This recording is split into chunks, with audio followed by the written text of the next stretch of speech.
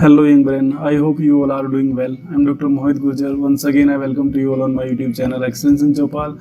And today we are here to discuss very interesting and informative topic that is fundamentals of sociology. So keep watching my video till the end. Okay, let's start the today's session. Well, as you know, sociology is well-known word. So we will start with the conceptual information about sociology. Now you can see the term sociology was coined by the Auguste Comte. In many competitive exam, it may be asked the term sociology was coined by किसने coin किया? So the answer is Auguste Comte. So that's why it is known as the father of sociology. इसी वजह से इनको father of sociology कहा था because he has done lots of work in the field of sociology. So now you can see the word sociology derived from Latin socius, literally meaning friend, companion, associates, but in broader sense, group and society, and the Greek word logos, which means science of society. Simply, you can say the sociology is the combination word. Sociology word is a combination of two words. First one is the Latin word, which is socius, and second one is the Greek word, that is logos, which means study of society. So you may conclude that sociology is the science or study of society. As you all know that there is so many definitions given by the various sociologists about the sociology. So we have here with a few definitions. This is very important for in my perspective. That is, first is Desai given by the Desai defines sociology the science of society. Desai ने कहा कि जो sociology है क्या है, science of society है. F.H. Fiddings, according to F.H. Fiddings, sociology is the science of association of minds. Sociology try to explain the origin, growth and structure of the society. यानी कि सोशियोलॉजी किसको try करता है? Sociology explain करता है कि origin of growth क्या है and structure of the society क्या है उसके बारे में. Because without examine, without studying the society structure, we can't develop our societies. अगर आप किसी भी सोसाइटी को डेवलप करना चाहते हैं, first of all you have to understand that particular society. उसके नॉर्म्स क्या है, कल्चर क्या है, स्ट्रक्चर क्या है, फंक्शन क्या है, उन सबको समझने के बाद ही we can develop that particular society. That is most important. Well, now we are enlightening the meaning of sociology. As you can see, sociology helps us in understanding society, its various institutions, human relationship and their manifestation, man's social interaction and socialization. देखो, अगर हम बात करें कि core definition या meaning क्या होता है सोशियोलॉजी का, दैट इज़ द सिंपल सी बात है, हम किसी इस सोसाइटी को स्टडी करते हैं. जब हम सोसाइटी को स्टडी करते हैं, दैट मीन्स वहाँ का इंस्टीट्यूशन कैसे है, ह्यूमन इंटरेक्शन कैसा है, किस टाइप का कल्चर है, कैसा वहाँ का स्ट्रक्चर है, कैसे वहाँ के फंक्शनल प्रोग्राम्स हैं, उन सबको हम स्टडी कर लेते हैं. सिंपल सी बात है, क्योंकि हमें किसी को भी अगर डेवलप करना है तो उनकी बेसिक इन्फॉर्मेशन हमें पता होनी चाहिए. That is the work of sociology. And you can see, you can conclude about 3 points. Sociology is the science of society. किसी भी सोसाइटी की साइंस है कि वे कैसे फंक्शनिंग करती है, कैसे वर्क करते हैं. It is the study of social relationship. ये हमारी जो सोशल रिलेशनशिप है, how the mens and the womens are interacting which other in the particular culture, in a particular society, how they are living which each other, कैसे वो रहते हैं, उनका culture क्या है, उनका वर्किंग पैटर्न क्या है, उन सबको स्टडी करना. It is the study of form of social relations, means in the society what kind of relationship they have. Majority of the peoples you found that in the rural society they have we feeling, उनमें we feeling ज़्यादा होती है in comparative to the urban society. So जितनी हमारी rural society होती है उनमें we feeling ज़्यादा होती है. तो ये कुछ चीज़ें हमें यहाँ से सोसाइटी से पता चलती है, किस टाइप का कल्चर है, उनका हैबिट्स क्या है, उनके कस्टम्स क्या है, उनके फोक वेज क्या है, इन सारी नॉर्म्स क्या है. उन सारी चीज़ों को स्टडी करने के बाद we can communicate very effectively manner with them and we can communicate our technology, our information, उनके साथ हम सारी चीज़ें बहुत इफेक्टिवली मैनर में हम कर सकते हैं. Now we'll discuss about rural sociology. As you can see, rural sociology is a branch of sociology. As earlier I said that we can divide our societies into two parts. First is urban society, second one is rural society. Yeah, you can see rural sociology and urban sociology. So simple. So if all the villages comes under the rural sociology and all cities comes under the urban sociology. So now you can see it is made up two terms, rural and sociology, that science of rural society. Simply you can say rural society में जो भी study करता है उसको हम बोलते हैं rural sociology. और जो भी हमारी सोशियोलॉजी का पार्ट किस में एक्टिव होता है, आपके अर्बन एरियाज में, दैट इज सिटीज को स्टडी करता है, साइंस ऑफ अर्बन है, that is known as the urban sociology. It is a study of the sociology of life in the rural environment, which systematically studies the rural communities to discover their condition, tendencies, and formulate the principle of progress as term implies. देखो हम rural societies या rural sociology में क्या करते हैं, in the case of rural sociology when we studied about the rural environment, हम जो rural environment को स्टडी करते हैं, उसको समझते हैं, अंडरस्टैंड करते हैं, तो हमारी क्या होती है, रूरल सोशियोलॉजी होती है, यानी कि rural social take place in the rural villages या विलेजेस. ठीक है. There is some definitions given by like Sanderson. Rural sociology is the sociology of rural life in the rural environment. ये किसकी study करता है, किसकी सोशियोलॉजी, जो rural life है या रूरल इन्वायरमेंट में विलेजर्स रहते हैं उनको स्टडी करना. बर्टन ने क्या define rural sociology study of human relationship in rural environment, यानी कि जो हमारी रूरल सोशियोलॉजी किसकी रिलेशनशिप को अंडरस्टैंड करती है, किसको स्टडी करती है, रूरल पीपल्स के in rural environments. Now coming to the next topic is the importance of the study of rural sociology. ये सबसे इम्पोर्टेंट है कि हमें रूरल सोशियोलॉजी की जरूरत क्यों है, इम्पोर्टेंस क्या है इसका. ठीक है. The first importance is rural population is in a majority, as we all know that our 2/3 population is living in the villages. जब हमारे 2/3 पॉपुलेशन कहाँ पर रहती है, विलेजेस में रहती है. That's why the study of rural sociology is very very important. ये बहुत इंपॉर्टेंट होती है. Now you can see here this is the data. Near about 16 to 70% population of India resides in the villages. ये हमारी villages में रहती है. So that's why it is very important. You can say 1/3 population are living in the urban areas or cities. ठीक है. urban areas में 1/3 population रहती है, 2/3 हमारी rural में है. तो इसलिए क्योंकि हमारी majority villages में रहती है, that's why rural sociology, study of rural sociology is very important. Next one is it gives complete knowledge of village life. जब हम रूरल सोशियोलॉजी में क्या करते हैं, रूरल इन्वायरमेंट को अंडरस्टैंड करते हैं. तो when we are trying to understand the rural environment, that means we will get more information about the village life.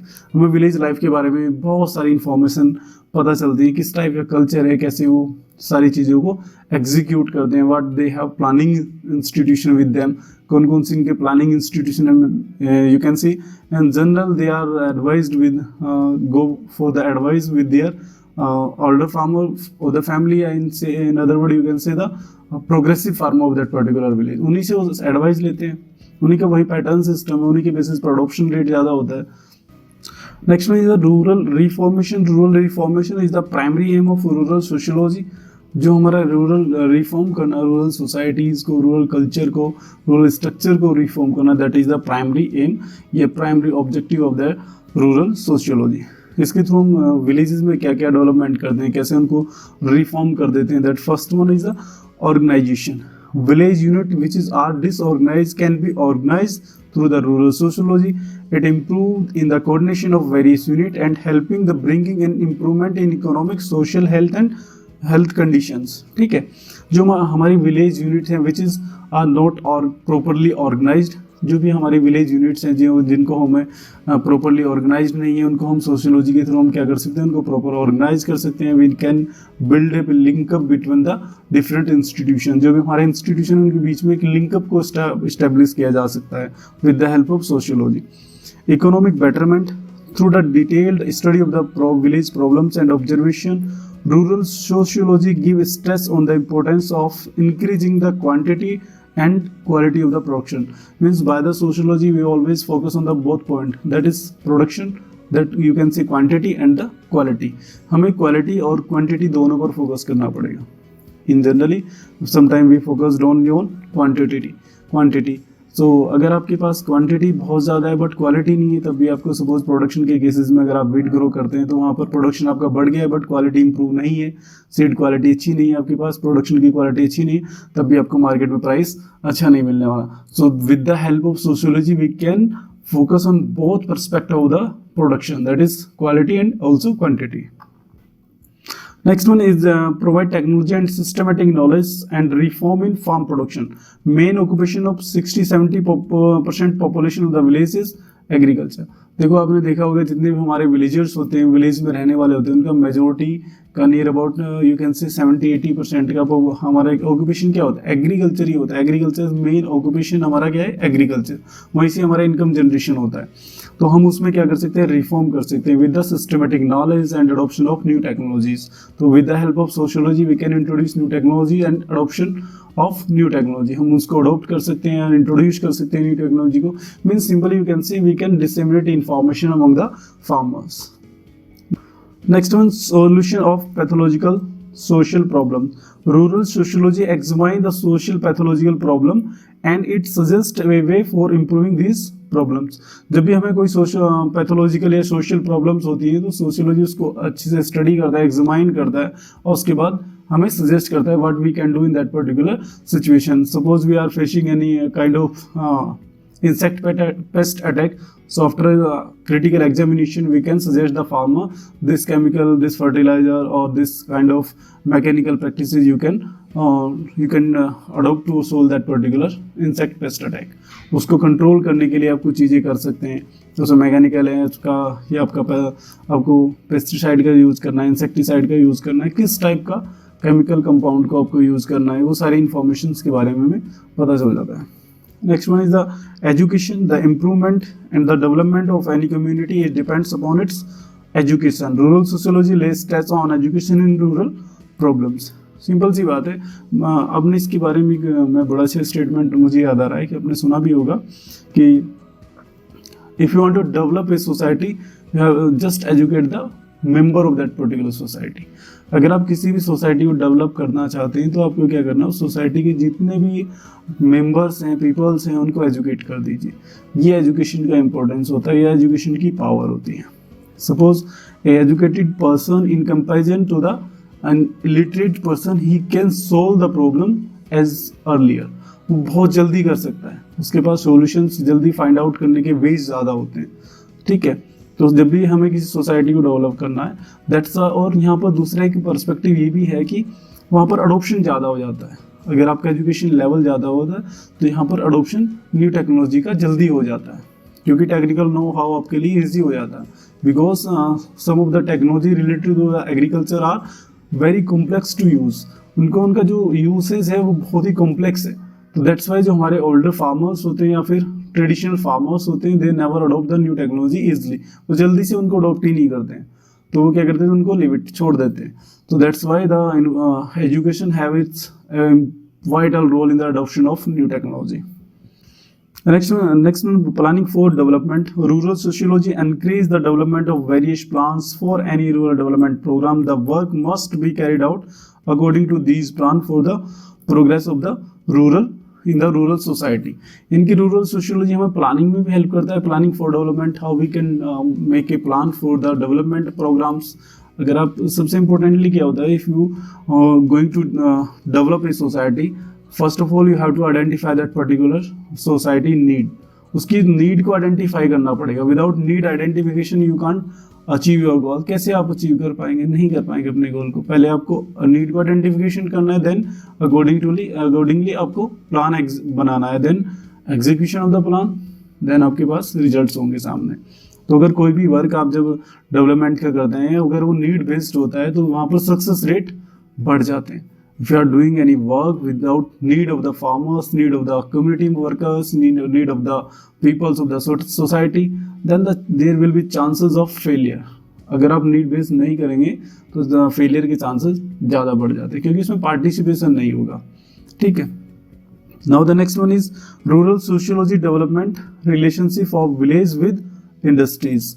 Because जब हम इंडस्ट्रीज के साथ किसी भी विलेज के कनेक्शन को बिल्डअप कर देते हैं या फिर उनमें एक लिंकेज बना देते हैं तो they can generate more funds for the development. वो ज़्यादा फंड्स वहाँ से मिल जाएंगे, इनको बेटर रेट्स मिल जाएंगे। प्रोडक्शन अगर उनका कोई भी है, अगर हम डायरेक्टली इंडस्ट्री में सेल कराते हैं तो वहाँ पर उनको ज़्यादा प्राइस मिल जाएंगे। ज़्यादा प्राइस मिलेगी तो उनका सोशियो इकोनॉमिक डेवलपमेंट अपने आप हो जाएगा। Now the next one is the rural sociology is most important in agricultural countries. About 90% of the world progress is based on agriculture. Now you can see what is the role of farmers in the Indian economy. क्योंकि पूरे world की अगर हम बात करें 90% progress हमारी किस पर बेस्ड है, एग्रीकल्चर पर बेस्ड है। बिकॉज अर्बनाइजेशन अभी अगर आप देखें प्रेजेंट सिनेरियो में बहुत ज़्यादा हद से ज़्यादा अर्बनाइजेशन हो रहा है। हर जगह आपने देखा होगा, और प्लॉटिंग चल रही है, कहीं पर बिल्डिंग्स बन रही है, कहीं पर कोई फैक्ट्रीज का इनॉग्रेशन हो रहा है। तो सब इसमें मेजर प्रॉब्लम आई थिंक जो मेरे अकॉर्डिंग मुझे लगता है, अकॉर्डिंग टू माय व्यू, तो दैट इज़ कि हम वहाँ पर जो हमारी प्रोडक्टिव लैंड है उसी को हम यूज़ कर रहे हैं, क्योंकि इसमें बहुत सारी चीज़ें आती हैं, अप्रोचेबिलिटी है, नियर टू हाईवेज है, तो वहाँ पर जितनी भी लैंड है हमारी जो फर्टाइल लैंड है उसको हम अर्बनाइजेशन में यूज़ कर रहे हैं। जबकि हमें कोई भी इंडस्ट्रियलाइजेशन जब होता है या अर्बनाइजेशन होता है, उसको हमें सपोज करिए कि अनफर्टाइल लैंड अगर आप यूज़ करेंगे तो प्रोडक्टिव लैंड आप प्रोडक्शन में यूज़ कर सकते हैं, बट हमारे यहाँ पर उल्टा हो रहा है अभी। इस पर गवर्नमेंट ने बहुत सारी पॉलिसीज़ बनाई हुई हैं जो इम्प्लीमेंट भी हो रखी हैं बहुत जगह, तो उन पर काम चल रहा है। तो इन फ्यूचर आप देख सकते हैं कि हमारे एग्रीकल्चर पर कितना स्ट्रेस आने वाला है। मीन्स हमारी population day by day increase हो रही है, और प्रोडक्शन के लिए हमें न्यू हाइल्डिंग वेराइटीज़ को इंट्रोड्यूस करना पड़ेगा, तभी हम अपनी जो फीडिंग रिक्वायरमेंट है, हमारी खाने की रिक्वायरमेंट है पब्लिक की, तभी इसको हम कंप्लीट कर पाएंगे।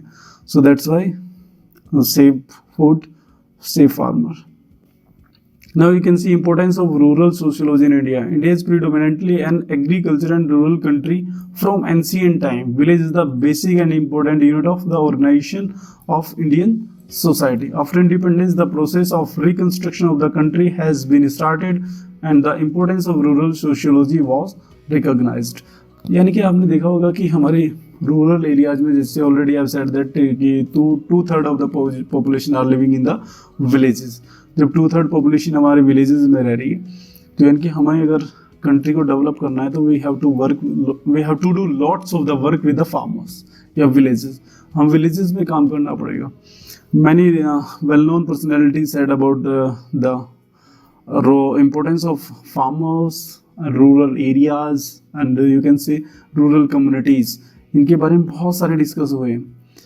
Many of well known personalities says that if you want to develop the nation you should develop the villages. आप विलेजेस पर फोकस करिए. Should increase the farmers. अगर फार्मर का अपलिफ्टमेंट होगा तो डेफिनेटली आपकी सोसाइटी अपलिफ्ट होगी. सोसाइटी अपलिफ्ट होगी तो डेफिनेटली आपका नेशन अपलिफ्ट हो जाएगा, आपका नेशन का डेवलपमेंट हो जाएगा. तो अगर आप नेशन को डेवलप करना चाहते हैं तो आपको क्या करना पड़ेगा, आपको विलेजेस पर फोकस करना पड़ेगा. क्योंकि सबसे इंपॉर्टेंट फैक्ट्स की बात कर रहा हूँ मैं कि आपको 2/3 पॉपुलेशन को फोकस करना है.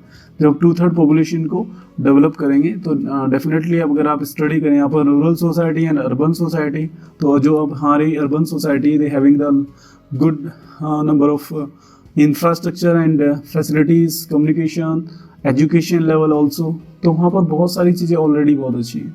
But in the case of rural society यहाँ पर अभी थोड़ी सी इंफ्रास्ट्रक्चर की, प्रॉपर ट्रांसपोर्टेशन की बहुत सारी फैसिलिटीज अवेलेबिलिटी नहीं है. Even you can say the education level also in rural societies comparative the urban societies less, कम है.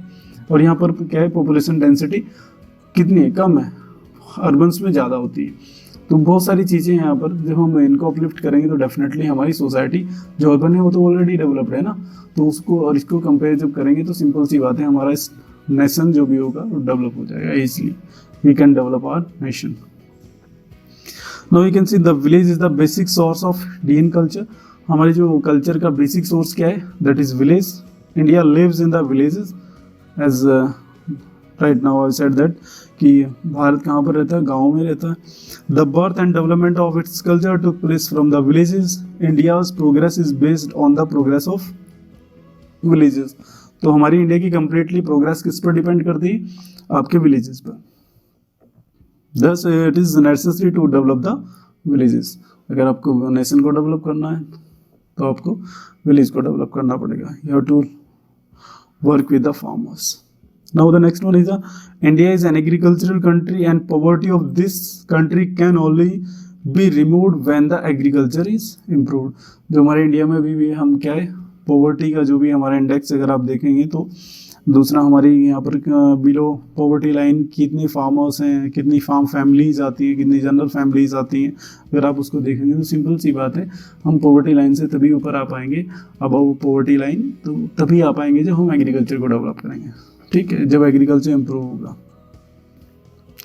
Next one, solution of rural problems can bring about change in rural society. Solution of rural problems can bring about change in rural society. यानी कि हमें जो भी social problems हैं यानी rural problems हैं उनको हम कैसे कर सकते हैं? By the change in the rural society. कुछ चीज़ों को हमें चेंज करना पड़ेगा, because it is depends upon time orientation, means you have to be change according to the need of the hour. जैसे भी जरूरत होती है उसके अकॉर्डिंग आपको बदल जाना चाहिए या चेंज कर लेना चाहिए। You have to mould yourself according to the requirement of the environment. Next one, the country and its society can be reconstructed only through rural reconstruction. हम जो हमारी सोसाइटी है या जो भी नेशन है उसको हम रिकंस्ट्रक्ट तभी कर सकते हैं जब हम रूरल सोसाइटीज़ को रिकंस्ट्रक्ट कर देंगे। सिंपल सी बात है, हमारा नेशन कम्प्लीटली डिपेंड करता है हमारी रूरल सोसाइटीज़ पर। अगर वहाँ पर कुछ इंप्रूवमेंट होगा तो नेशन में अपने आप ही हो जाएगा। ठीक है, तो इसलिए आपको हमेशा याद रखना है कि हमारी रूरल सोशियोलॉजी का कितना ज़्यादा इंपॉर्टेंस है। In the interest of democratic decentralisation village communities to be studied in a totality. यानी कि डेमोक्रेटिक डिसेंट्रलाइजेशन, अगर इसमें मैं थोड़ा सा डिटेल में बात करूं, डेमोक्रेटिक डिसेंट्रलाइजेशन में हमारे डेमोक्रेटिक डिसेंट्रलाइजेशन में क्या किया गया? हमारे 3 लेवल्स बनाए गए, जैसे district level, block level and village level. Village level पर आपका कौन होता है? ग्राम प्रधान। ब्लॉक लेवल पर BDO, BDO is the secretary, और दूसरा क्या होता है? ब्लॉक प्रमुख।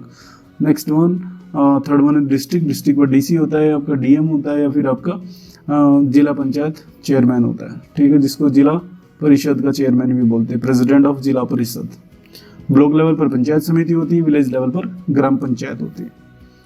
Next one, rural sociology can help in organising the disorganise Indian rural structure. यानी कि रूरल सोशियोलॉजी हमें किसमें हेल्प कर सकता है? जो भी हमारे डिसऑर्गेनाइज्ड, जो प्रॉपर वे में नहीं है, फंक्शनिंग में नहीं है, उनको ऑर्गेनाइज करने में भी, स्ट्रक्चर को ऑर्गेनाइज करने में हेल्प करता है।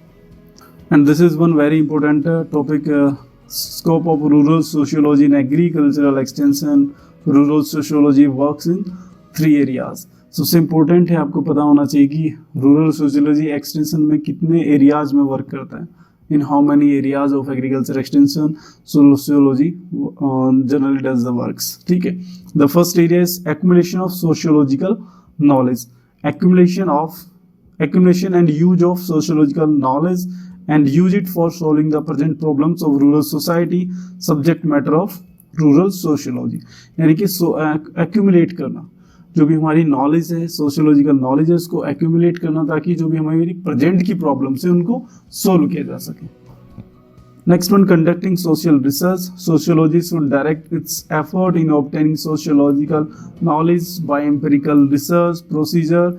Research in rural sociology means हमें क्या करना है? फर्स्ट में इंफॉर्मेशन को एक्यूमुलेट करना है ताकि हम इंफॉर्मेशंस को सर्कुलेट करके या प्रॉब्लम्स जो भी हमारी उनको सोल्व किया जा सके। दूसरे में हम कंडक्ट ऑफ सोशल रिसर्च, हम रिसर्च कंडक्ट करते हैं ताकि कोई इंफॉर्मेशन ऑब्टेन की जा सके, उनसे कुछ एक्सट्रैक्ट किया जा सके, ताकि हम जो भी डेली लाइफ की प्रॉब्लम्स है, जो भी problems face by the society members है, उसको हम सोल्व कर सकें।